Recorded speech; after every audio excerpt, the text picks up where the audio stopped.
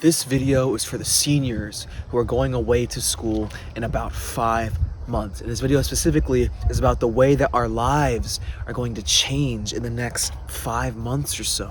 99% of the people that you've interacted with since you were a little kid, if you haven't changed towns, you're not going to see them again, or you're not going to be having a lot of space from them. And you're also going to realize that their opinion of you never really mattered, and a lot of things that you thought were so big and so important in your life didn't actually end up mattering. We'll regret certain things we did, we'll regret not doing things we wanted to do, but I think we should all be able to raise our hands right now and say that I'm grateful for where I am and all the things that happened to me, because it has led me to where I am right now, to be smiling, breathing, and healthy. I want to focus on 2 specific things in this video, and the first one is this not wanting to go to college, of wanting to stay where we are in this high school experience, because the real world in college is big and scary, and it's normal to be scared. Let me explain to you why I want to leave and go to college. I've lived in this town since I was 2 years old. I don't even remember my old home. I have grown up with this place. It has literally shaped me into the person I am, which I love so much, by the way. But I've had so many experiences here. I know so many people here, and some people like me, some people don't like me, but I am someone here. There are still people that know me from 8th grade that probably still have the same impression of me, of who I was then versus who I am now. But it also feels like I'm blooming, like I'm a flower and spring is arriving. Where I live, and probably in most small towns, there's this big bubble of mutual people. So what you do gets to this person, gets to that person, and suddenly your mutual group of people know exactly what you've been doing and what you've been up to and who you're talking to and all this stuff. There's not really a lot of privacy here. And from what I've heard, at least from some friends that are in college, is that in college that goes away. Everyone's kind of above that. I know that greatness is waiting for me in this next chapter of my life. Who I was to those people back then doesn't have to be who I am now. And if you resonate with that, you should be excited. If you're going away, or if you're just starting this new chapter of your life, of college, you can be whoever you want to be. It's a clean slate. It's a fresh start. There's a reason that's the start of so many movies and TV shows, is us moving away, because it's a fresh start. So many possibilities and doors are opened.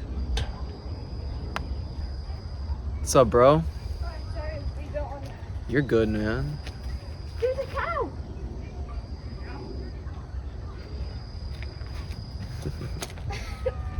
Look, yo, there's a cow. There's a cow.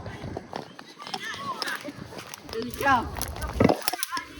How we doing, guys? You just finished your game? No, we're about to go to practice. We're like practicing right now. What time is it? Bro, it's like 6:20. Oh shit! I'll see you. Bye. See ya, bro.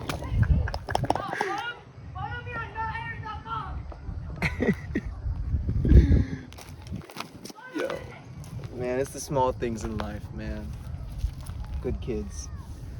Anyway, get excited about this new chapter in your life. If you're out of shape, if you're a bad student, if you spend too much time wasting time, if you want some new change in your life, if you are bad at talking to people and you have no social skills, use this new chapter in your life as a way, as a ritual, a way to restart. There's a reason I buzzed my hair in August. It was to kind of shed an old identity and create a new one, and I'm finally letting it grow out again because my new identity has emerged and I'm ready to take on that persona. Though your ritual doesn't have to be buzzing your hair, though I do think everyone should do it at least once, you can use this new chapter in your life to become whoever and do whatever you want to be and chase your dreams, and it starts as soon as you leave. Although, of course, I think you should be starting it now. But you can use that, again, you get it. You're going to be moving away and you're going to be deciding, hey, I'm not a bad student anymore.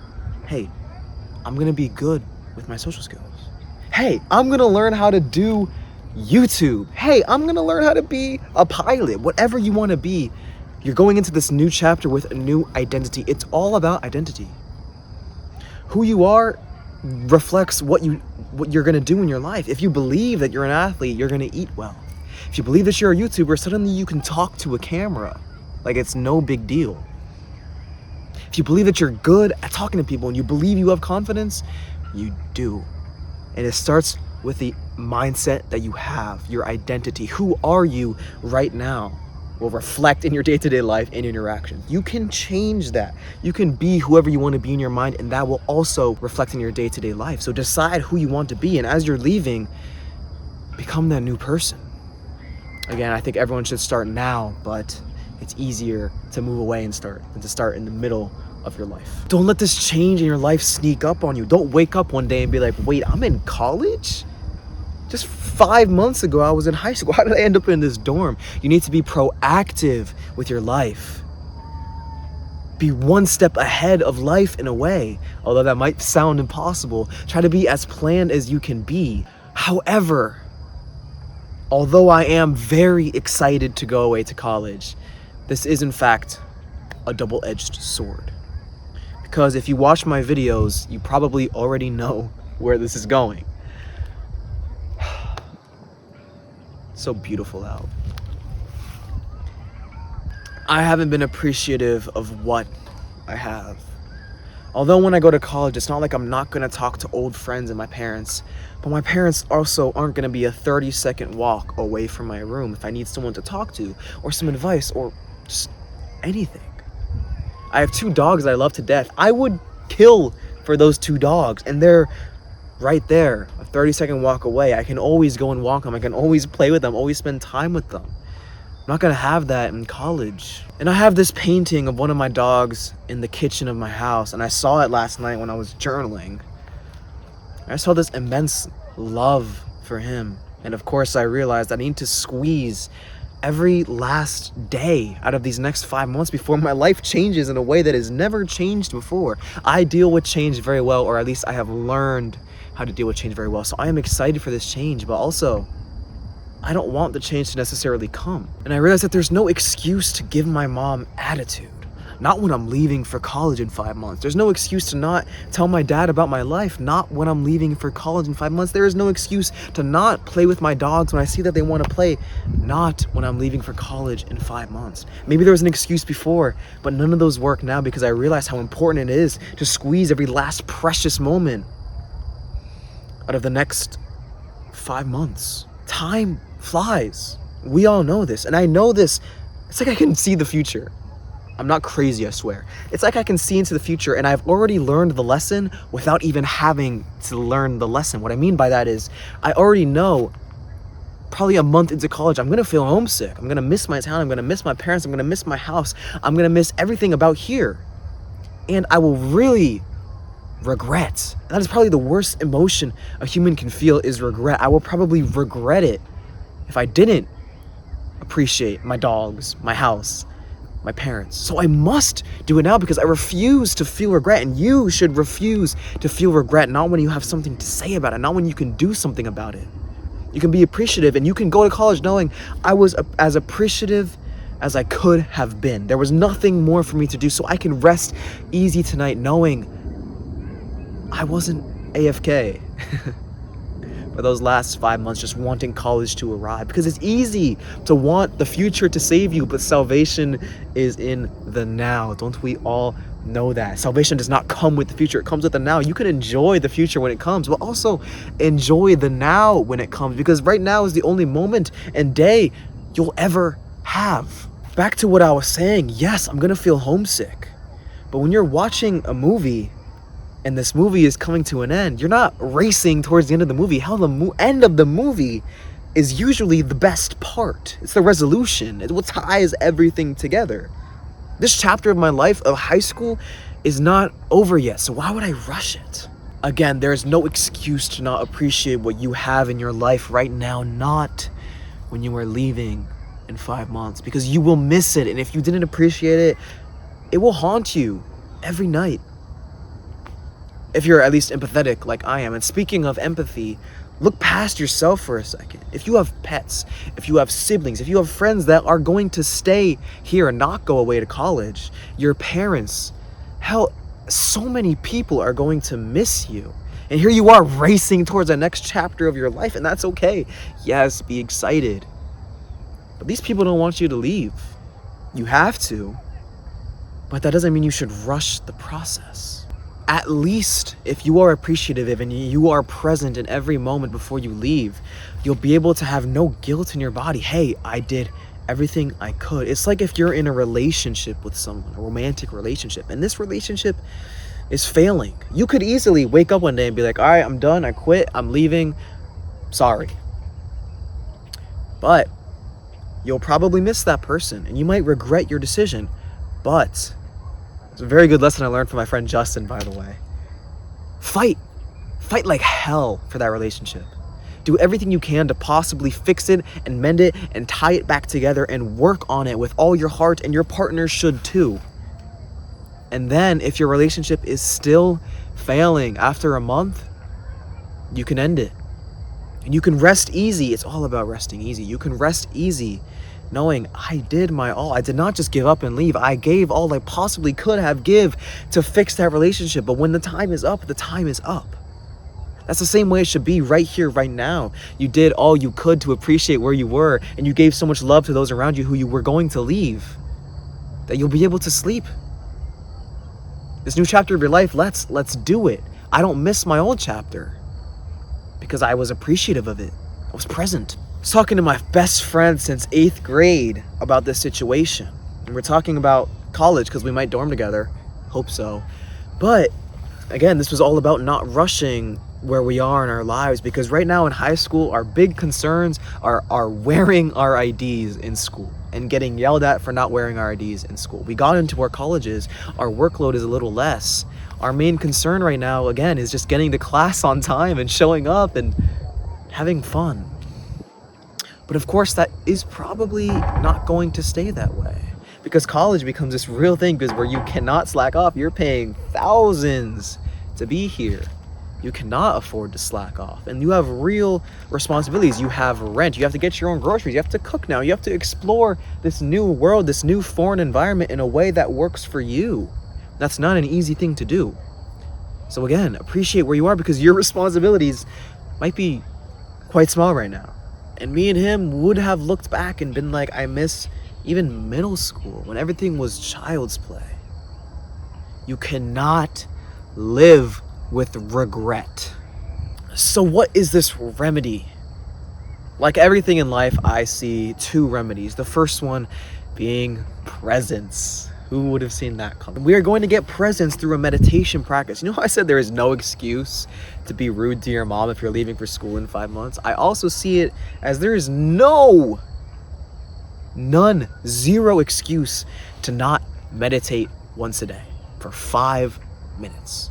I've always been kind of lenient and sweet in these videos where I'm like, yeah, you should meditate because it's good for you. But yo, sometimes you kind of got to just hear this. There is no excuse. And I think you are delusional if you say that I don't have time to meditate for 5 minutes. Everybody has time to meditate for 5 minutes. We spend hours of the day bullshitting on our phones, wasting time, not doing anything, and we can't find 5 minutes to be present and alone with our thoughts? Bullshit.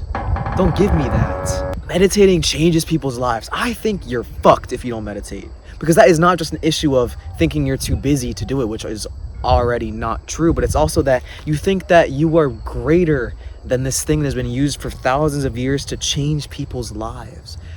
There's 3 things that meditation will do amongst probably hundreds of other things, but the 3 things for me is you focus better, your mind is slower, but most important,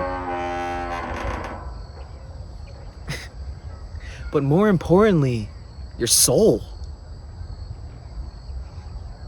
Some people meditate so they can focus better in school and get better grades. Some people meditate so that they can rest easy and their soul feels a little more at peace. But luckily, you get both from meditation. Now, what this meditation practice does is it allows you to be present outside of your meditation practice, because spiritual growth does happen in your meditation practice, but real greater spiritual growth, in my opinion, happens outside of meditation practice. When some jackass flicks you off or someone is saying something rude to you, you're able to look at it from an outside of point of view and not react based off of pre-programmed ideas in our brain. You're able to look back and be like, how do I want to respond to the situation? What would Jesus do? What would Buddha do? What do I want to do? You're no longer just a biological robot that is reacting to the world around him, but instead a conscious human that is deciding how he wants to react to the world around him. There's a big difference. You could be talking to someone and suddenly you're gonna be like, yo, I haven't been paying attention for the last 5 minutes. Here's the thing about being present. If you are not present, you are half alive. The world is going on around you, but you're not absorbing anything. Days kind of blend into weeks, weeks blend into months, and suddenly months have passed and you're like, yo, where did the time go? Being present lets you absorb everything fully. You're really right here, right now. The past does not exist, it only exists in your mind. The future does not exist, it only exists in your mind. All you ever have is right here, right now. You meditate and you become present, and suddenly the beauty of a sunset just hits a little different. The sky looks a little more blue. Humans in general, women, men, children, everyone starts to look more beautiful, even on a physical, but also on a spiritual level. You feel this connection to your fellow human beings that you did not feel anymore. Trees look more alive and feel more beautiful because you're seeing past these mind labels of how you should feel about things, and you're just seeing them in all of their beauty. I have 2 meditation videos on my channel, which are a great place to start if you have not meditated. And again, I think there is no excuse to not meditate for 5 minutes a day. It changes your life. Please just cut out all the bullshit and just listen to this one thing. There's one thing to take away from this video. It's to meditate every day, and I swear it fixes almost every problem.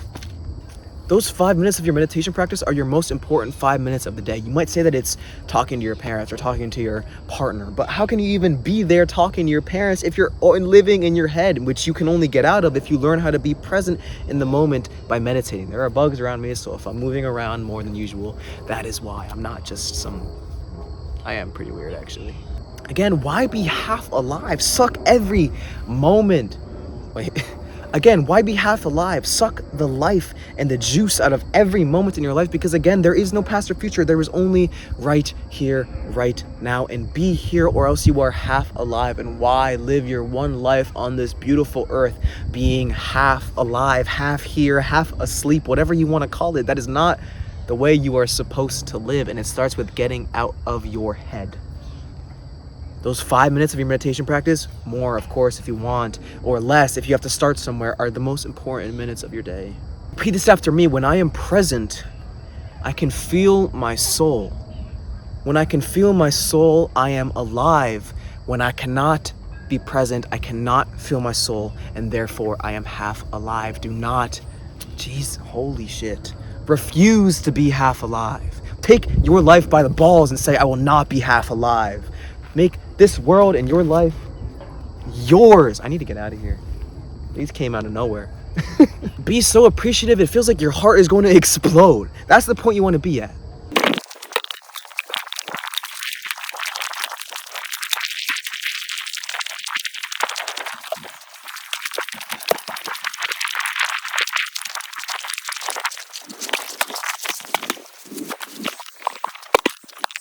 I don't know how well you can see me, but I just outran some mosquitoes, or I think I did. Fuck. I hope I can finish this video because I'm doing good.